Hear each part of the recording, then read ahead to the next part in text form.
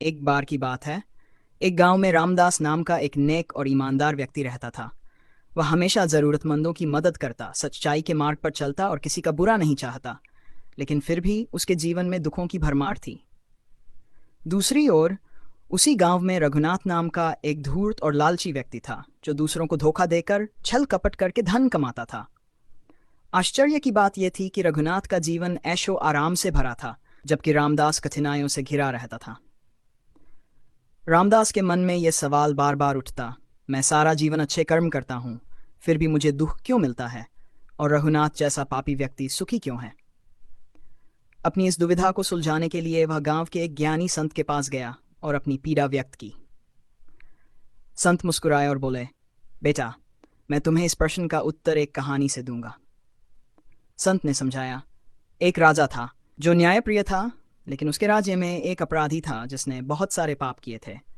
राजा ने सोचा कि उसे तुरंत कड़ी सजा देनी चाहिए, लेकिन तभी मंत्री ने कहा, महाराज, उसे थोड़ा समय और दे दीजिए, हो सकता है वह अपनी गलतियों को सुधार ले।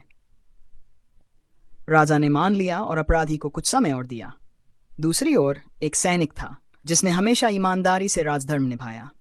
एक दिन युद्ध में वह घायल हो गया और उसकी मृत्यु हो गई। लोग सोचने लगे कि जिसने जीवन भर सेवा की उसे मृत्यु मिली, और जो अपराधी था उसे समय मिल गया। लेकिन राजा जानता था कि सैनिक ने अपने कर्मों का फल पा लिया और अपराधी को अपने कर्मों का फल भविष्य में मिलेगा। संत ने आगे कहा, रामदास, यह संसार एक कर्म भूमि है। तुम्हारे पिछले जन्मों के कर्म भी तुम्हारे वर्तमान जीवन को प्रभावित करते हैं।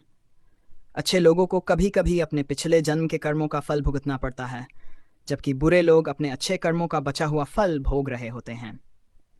लेकिन न्याय का चक्र कभी रुकता नहीं। जब समय आएगा तो पापी को भी अपने कर्मों का दंड मिलेगा और सच्चे व्यक्ति को उसका उचित फल मिलेगा। रामदास को अब समझ आ गया कि ईश्वर का न्याय तुरंत नहीं होता, लेकिन अवश्य होता है। उसने धैर्य रखा और अपने कर्मों में विश्वास बनाए रखा। समय बीता, रघुनाथ के पाप बढ़ते गए और अंत में उसे एक बड़ी विपत्ति ने घेर लिया। दूसरी ओर रामदास की ईमानदारी और अच्छाई ने उसे सम्मान और समृद्धि दिलाई। सीख, कर्मों का फल अवश्य मिलता है, कभी जल्दी, कभी